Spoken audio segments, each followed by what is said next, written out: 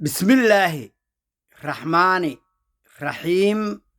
ربي اشرح لي صدري ويسر لي أمري واحلل عقدة من لساني يفقه قولي. وسلسلة دي مانديق كوربا كحيران سومالي ودنبا اسكالي أنا أحمد نور محمد عبد الله أنا سادي قبرتين وايدين دادهين أيا ولا ليال.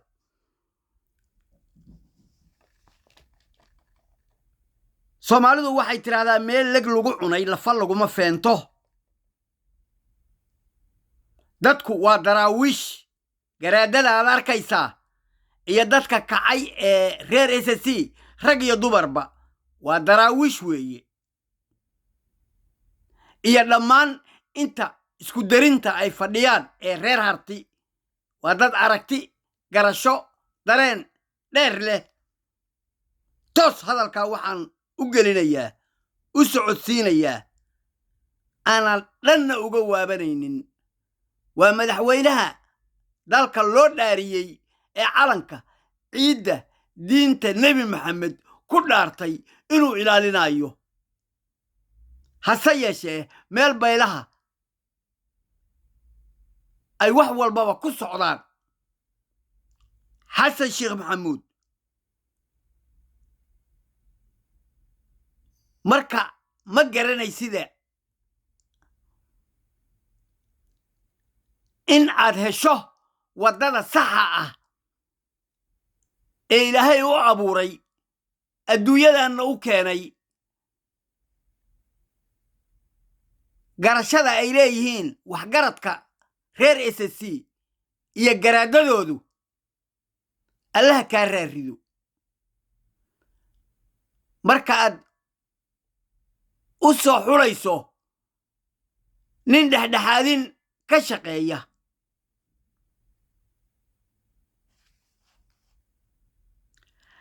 dawya toosan baa loo maraa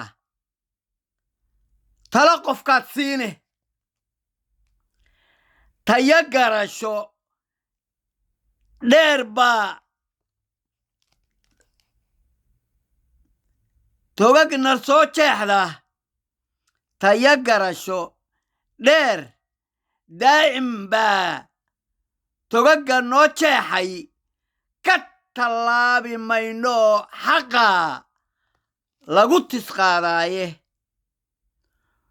tugtug socoda xeelado ku jira nala ku soo tuurdhe toggi ciise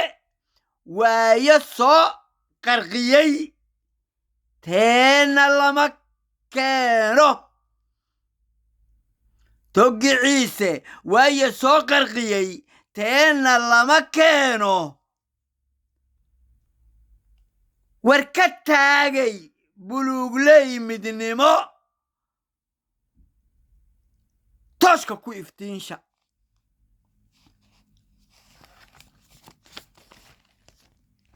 si toos ah markaan arrintaas xasan sheekh maxamuud aan ula hadlay waxaan u sheegayaa qodobka kale in ismaaciil cumar geelle oo ku cayaaray reer ciise isla markaasna ku cayaaray reer isxaaq oo dekedoodii dhaqdhaqaaqaysay barwaaqada ku socotay nidaamka ku socday caalamka oo dhan laga soo dhoweeyey habka ay u shaqaynayso maanta demiyey eber ka dhigay qorshahaasna ay degsadeen gabadha uu qabo iyo asagu ay degsadeen ummaddii reer isxaaqna caqligii garan lahaa caqligii la xisaabtami lahaa caqligii arrintaaga rogrogi lahaa in ilaahay uusan ku toosin. xasan sheekh maxamuud iyo ismaaciil cumar geelle iyo ninka la yidhaahdo muuse biixi cabdi kulli ummadda soomaaliyeed waa la socotaa. hoga tusaaleed bay ahayd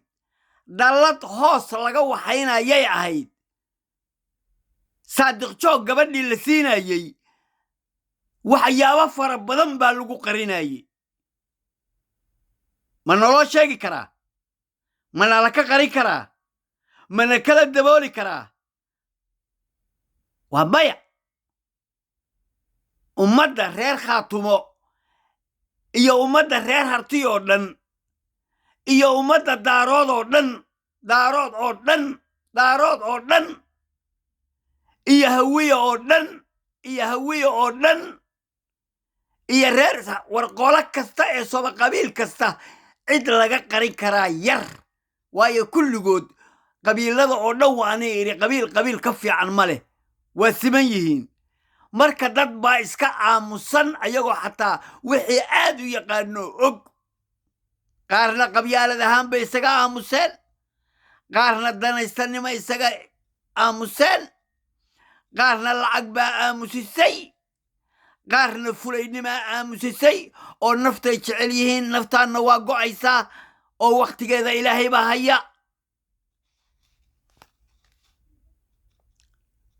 waxaan u sheegayaa SSC inaan loo keeni karaynin calaa kulli xaal khayaano walba waa laysla garanayaaye qof loo soo diro annaga SSC waxa ay rabtaa waxaa weeye dhulka ilaahay baa abuuray dhulkanaasa ilaahay baa siiyey in dowladda dhexe ay tiraahdo iyo dadka oo dhan iyo caalamka oo dhan iyo wadaadada oo dhan iyo waxgaradka oo dhan war dadka gurigooda uga baxa ha looga baxo weeye wakaa diinta islaamka xaqa ayaa diinta islaamka ku darartaa waxa weeye midda loo baahan yahay saa weeye laakiin haddeer marna loo soo diray dhaqan kii wanaagsanaa oo fiicnaa oo yimid oo wax walbaba eegay laascaanood marna kuwo kale oo qarabaayo ah oo iyagana wanaag bay wadaan la yiri oo laga tuuray Hargeysa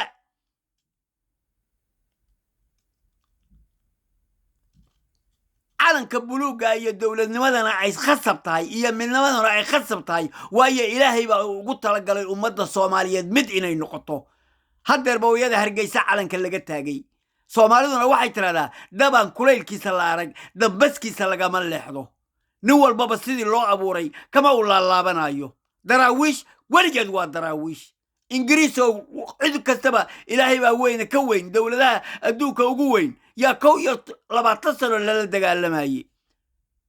weli waa sideedii daraawiish dhashoodii baa joogta dhashoodii baa kacday meel walbaba awoodayadu way si ballaaranaysaa way si kacaysaa awalna Waraboy iyo Toorey yaa lagu dagaalamayay maantana wax allaala waxa adduunyadu haysato ayaan banaanka soo dhigaynaa qaar lagu duubanna way jiraan annaka oo annagu aan toos u suubinayno oo aan la baryaynin waayo cilmiga ilaahay baa dhiiba garashada ilaahay baa dhiiba dareenka ilaahay baa dhiiba xisaabtanka ilaahay baa dhiiba haddaan xisaabtan haysano meel kastaan gaaraynaa markhaati baanad ka tihiin buuhood la ahayd wixii dayuuradaha laga kicinayay oo wiil reer buuhood la ah u alifayay taag buu waay garab buu waay gacan buu waay horseed buu waay markii loo suubiyo horseednimadii iyo gacantii iyo garabkii wax kasta ayay suubinayaan reer harti oo dhanna waa saas kulligood waxay u kacaan waa u kaceen hadal iyo dhammaantiis qodobkaasna waxaan leeyahay ma aha meeshii lagu soo daqaaqumi lahaa talada toosan meeshii lagu soo daqaaqumi lahaa talada toosan tala qalloocan yaa naloo keenin dalka yaga uga baxa keliya ayaa dowladdana looga baahan yahay xaqna dowladda waxa loogu leeyahay ciidamada nooc walbaba inay xamar ay laascaanood buuhood leh meel walbaba ciidamada inay soo geliso waayo calankiiba mar haddaa la wato madaxweynahayagii waa la yidhi xasan sheekh maxamuud war waa maxay marka wada heshiisiinta aad suubinaysaa war waa maxay wada hadalka aad suubinaysaa war ma annaga fikraddaas loo keenayaaya ma yeelayaan hadda runta kuu sheegaya waa soomanahay garaadada dhulbahante ma yeelayaan waxaa jira wax la yiraahdaa bodmas rule waa sharciga wax toosiya oo nidaamiya cilmiga scientificada ah oo dhan salka ku haya wixii qaloocan awood bay garaadada u leeyihiin inay toosiyaan awood bay u leeyihiin waxgaradku inay toosiyaan awood bay u leeyihiin dadka ilaahay ku manaystay garashada dheer ee caqliga ah hadana siiyey haddana cilmiga ugu daray oo rag iyo dumarba ka kooban oo reer harti oo dhan ka buuxa waxba yaan laynoo ku soo gabanin qoladaasaa wax diidaysa qolada aniga qolana ima laha ilaahay baa ileh dhul baan leeyahay dad baan leeyahay war hala iga baxo soomaali baan ahay madaxweynahayna waa xasan sheekh maxamuud siin iyo saad way soog yihiin laakiin waa kala saaran yihiin wakaa marka waxa ay soo harayta shisheeye oo taageeraysa wax qaldan oo la sheegay marka ay taageerto de awalba ayadu sir hoosay wadatay waa inii sheegay nin kastaba ha ahaado oo shisheeye ah danaha Soomaaliyeed horaa Soomaali u tiri Soomaali baa leh waxaan hadalkaygu ku xiray ummadda reer Khaatumo SSC iyo dhammaan walaalahooda u soo gurmaday ee reer harti meel walba isaga filan yihiin waa isku xirmaayaan meel walba ayagaaba jamhuuriyad dhan ah ayagaaba dawlad dhan ah waxa kale oo dhan ninkii xalaala uunba xalaala ninkii wanaagsan uunba wanaagsan magaca Soomaaliyeedna waa la wadaagayo waa magacii Soomaaliyeed laakiin qolo walbaba ilaahay si gaar ah oo abuuray si gaar ah u keenay sida geedaha ay kala gaar u yihiin hadalkaygu waxaan ku xiray oo ku soo gabagabeeyay dadka mar walbaba tallaabada loo qaadayo xagga nidaamka dawladnimada ha laga fiirsado arrintaani waxay u baahan tahay sidaan sheegay war uga baxa bes war uga baxa iyo ciidamadii oo dalka la soo geliyo Soomaaliyeed oo gorgor lahaa oo haram cad lahaa nooc walbaba السلام عليكم ورحمة الله وبركاته الله إذن كو أنفعه